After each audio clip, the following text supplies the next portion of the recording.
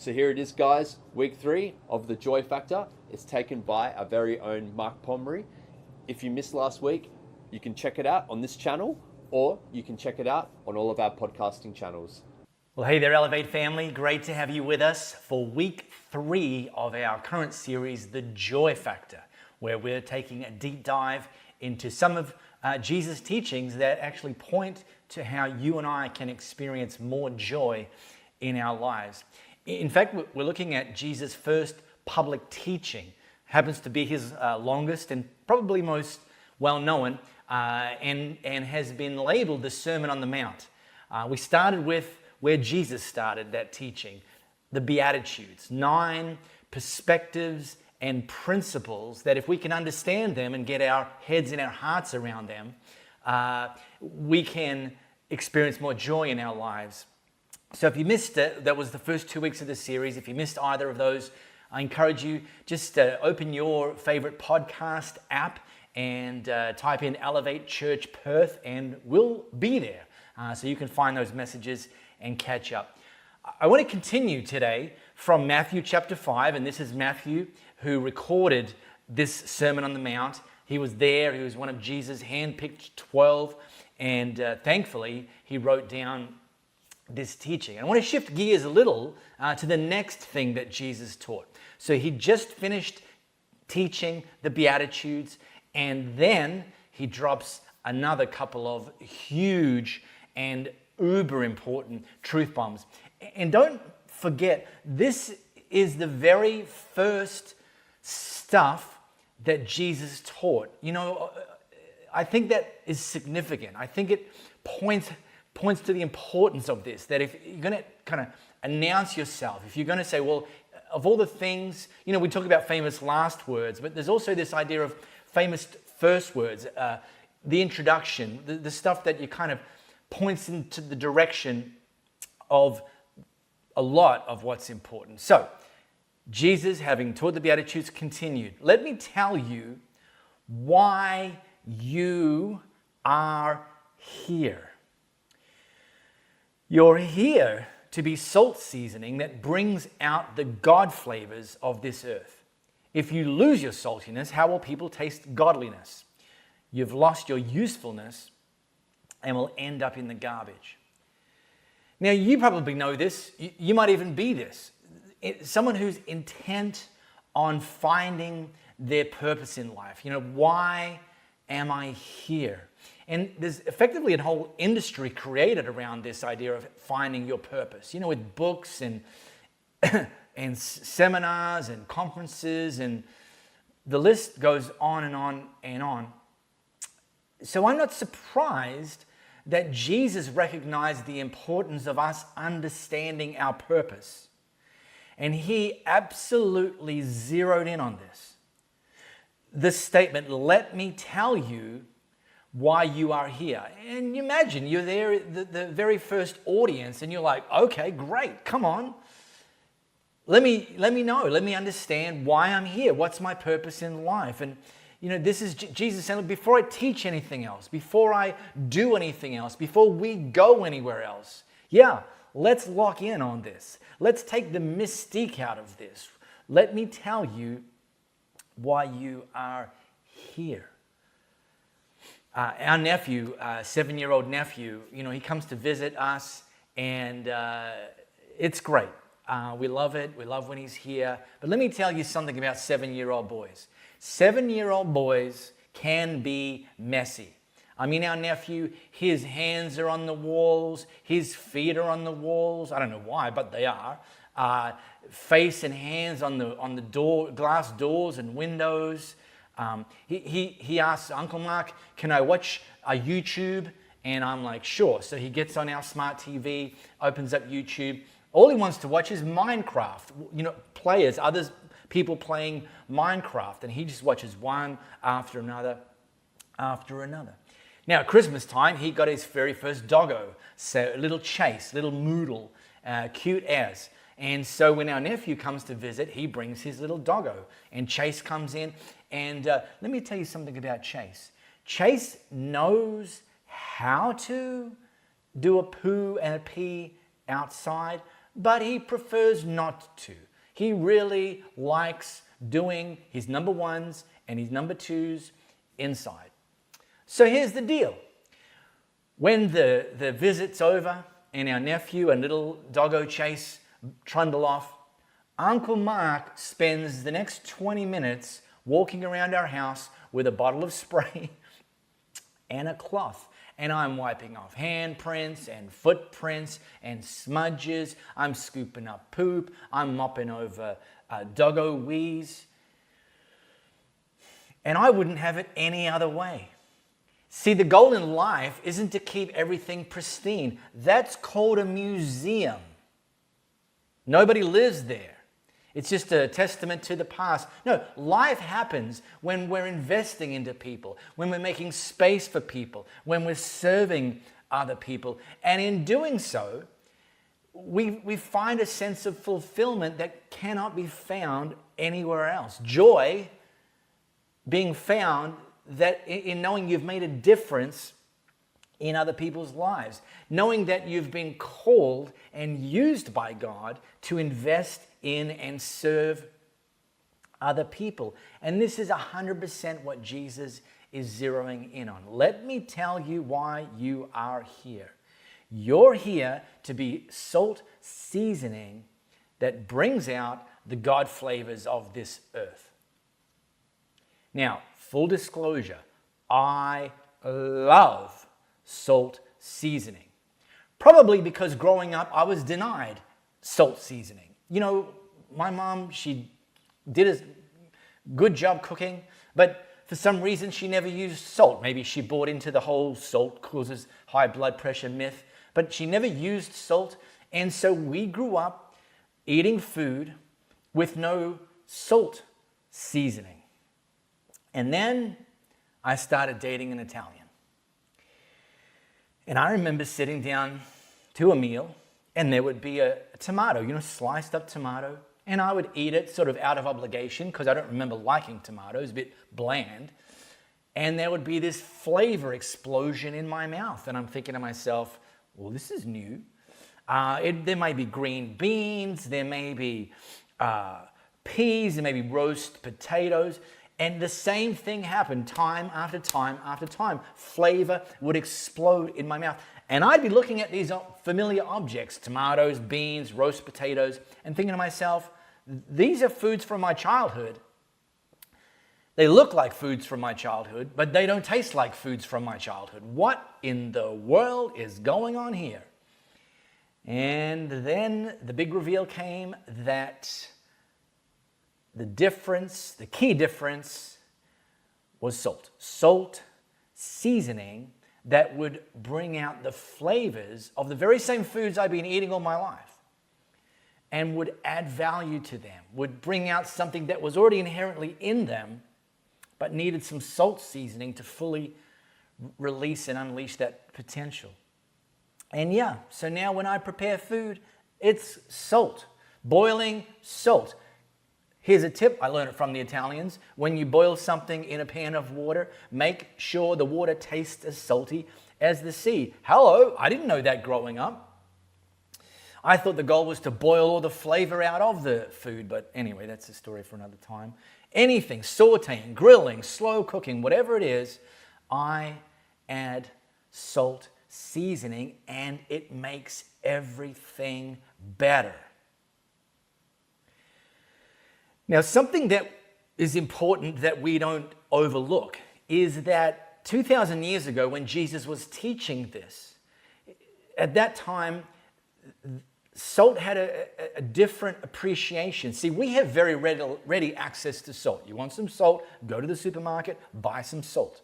Probably you have it in your pantry. You may even have several different brands and types of salt in your pantry. Back when Jesus was teaching this, salt was a very precious and valuable commodity. They didn't have refrigeration, so salt was used for preserving foods. They didn't have modern medicine, so salt was used for disinfecting wounds. Salt was used as a trading currency in the absence or alongside money as such. Salt was also used to pay the Roman soldiers of that time, which is where we get the word salary from. And it's amazing to me that Jesus ascribes to you and I, as Jesus followers, likens us to something of enormous value: salt. And he makes sure to underline that the value that God ascribes to us isn't meant to be kept for us, just for our own ends, our own purposes, our own goals, our own objectives, that actually it's meant to be spread around. That what Jesus has put in us is meant to be offered around to others. And in doing so, in serving, in investing in others, we find joy and meaning and purpose. So here's the takeaway. If you want to experience more joy in your life, get salty. Yes. And by the way, research backs this up. Psychologists have discovered what they call the helper's high. And they've discovered that when we serve other people, it triggers a pleasure response in the same part of the brain that's triggered by food and sex. I know it's just science, people, okay? The helper's high. And they've associated this exact same response to greater health and increased longevity. So we don't do it for ourselves. We don't serve other people for our own ends. But isn't God amazing that when we serve other people, we also experience some benefit? So one of our goals as a church, live in Perth on a Sunday or online, if you're joining us, we want to infuse things with joy. And we do that by having team members who understand that they are not here to serve themselves. They're here to serve other people. So here on our online experience, with our online community, there's people, yes, me, I'm talking right now, but there's people behind the cameras, there's people editing, there's people scheduling, and so on and so forth. And every single one of them doesn't do it out of obligation. They do it to serve you. And in doing so, when we get stories and reports and hear of people engaging, it brings enormous joy and enormous fulfillment. All right, well, and Jesus continued. Here's another way to put it. He's already talked about salt, but in case you kind of didn't quite get it, here's another way to put it. You're here to be light, bringing out the God colors of this world. God's not a secret to be kept. We're going public with this, as public as a city on a hill. If I make you light bearers, you don't think I'm going to hide you under a bucket, do you? No, I'm putting you on a light stand. Now that I've put you there on a hilltop, on a light stand, shine. About 3 years ago, my wife and I, Louisa and I, bought a 1956 house. Now, I understand that doesn't sound old by, let's say, European standards, but by Australian standards, 1956 would be considered a reasonably old house. And we soon discovered that the electrical circuitry and the wiring hasn't been upgraded since the day this house was built. We didn't know that when we bought it, but we found out very, very, very quickly that we were living in a house with electric circuitry that was 75 years old. We discovered this by, we just started experiencing blackouts and the fuse shorting out. And we couldn't quite figure out why. Until we did a little bit of reverse engineering when these unexpected fuses would short circuit and the house would black out. We discovered that we were only able to operate 2 appliances at any one time. So that meant if you wanted to turn on an appliance, the oven, boil the kettle, operate the washing machine, turn on the TV, put on the air conditioner. You had to actually walk through our entire house and count off the number of appliances that were already in operation. And if there was already 2 running, you couldn't run a third. If the hair straightener was on, you couldn't boil water. And if you did, which we did occasionally, accidentally, the fuse would trip and the house would black out, which is kind of okay in the daytime, but not cool after dark because, as you know, you already understand, it's hard to navigate without life. And there are people that Jesus has placed in our sphere of influence who are desperately trying to navigate this life without light. And Jesus is inviting us and instructing us to be light to them. In fact, Jesus kind of said something that's like, it's like, elsewhere, he declared that he is the light of the world. And no arguments with me. I'm in.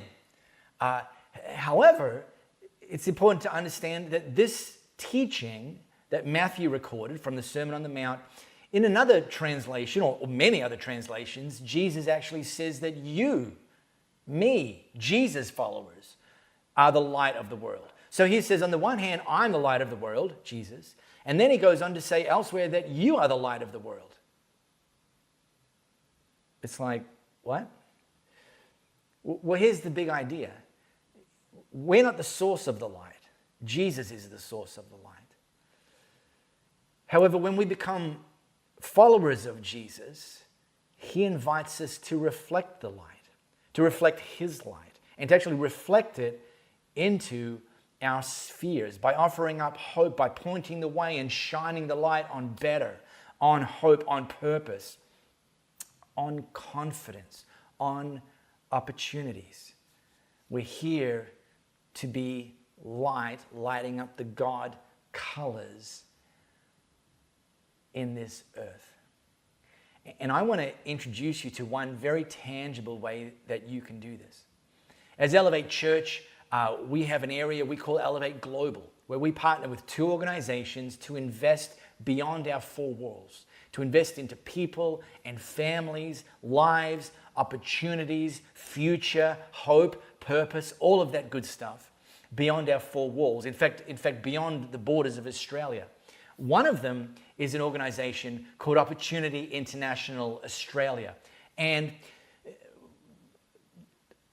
there's a bit to what they do, but let me say one of the main things they do is they provide micro loans, small loans, $50 to $100, to mothers, and there's no coincidence that we're talking about this on Mother's Day, to mothers to either start a business, or if they've already got a business, to maybe take that business to the next level.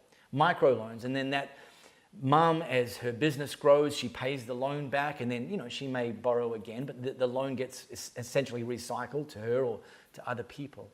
And when that happens, and the giving that we do as people of Elevate Church into Elevate Global goes through Opportunity International Australia into the lives of people, incredible things happen. Here's an example from one of our friends, Amina. My name is Amina, and my story is one of hope. As a child, I remember the holes in the roof dripping water during the rain, and waiting to see if my father, a tricycle driver, would come home with rice for dinner. After harvest time, my parents used to pick up scraps and leftovers just to ensure we could eat. When I was in school, I remember sewing together blank pages from old notebooks because we couldn't afford school supplies. Our special Christmas lunch was a bowl of porridge. As a family, we had to survive on $4 a day. No matter how hard my family worked, we seemed to be trapped in a cycle of poverty. But then we discovered about the small loans available from Opportunity International Australia. Mom had an idea to start a piggery business, so we took out a loan for $123 from one of Opportunity's microfinance partners. This was enough to buy 3 pigs and begin providing a better future for me and my sister. My university education and my professional career would never have been possible without this opportunity. Opportunity helps families in poverty grow small businesses, earn regular incomes, and improves their access to life-changing healthcare and education. They enable people uncertain of how they will survive to have dreams and a future, like me.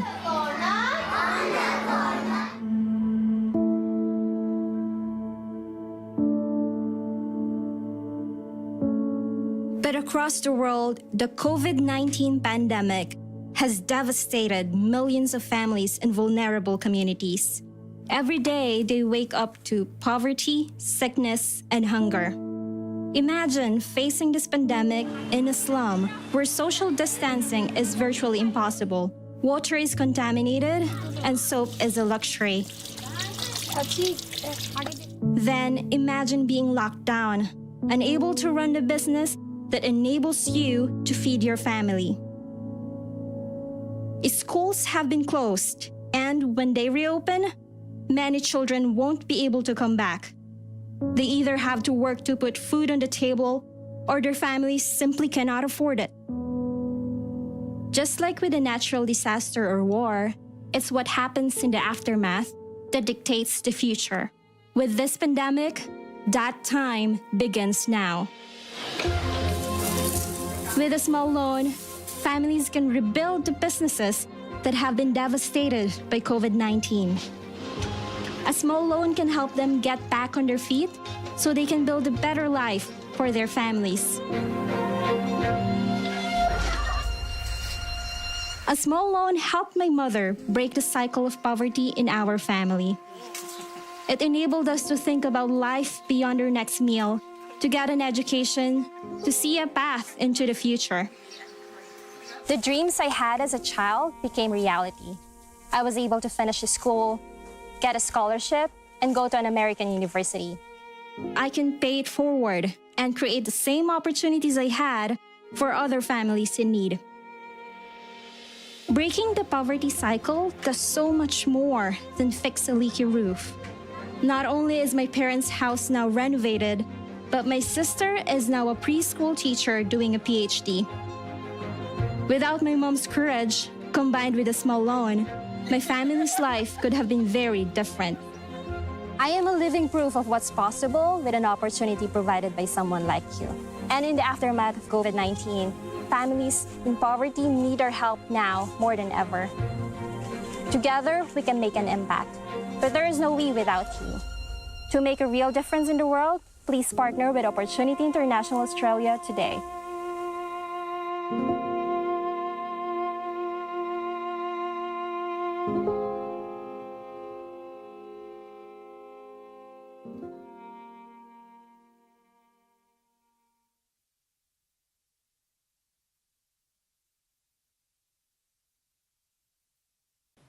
Amazing, huh?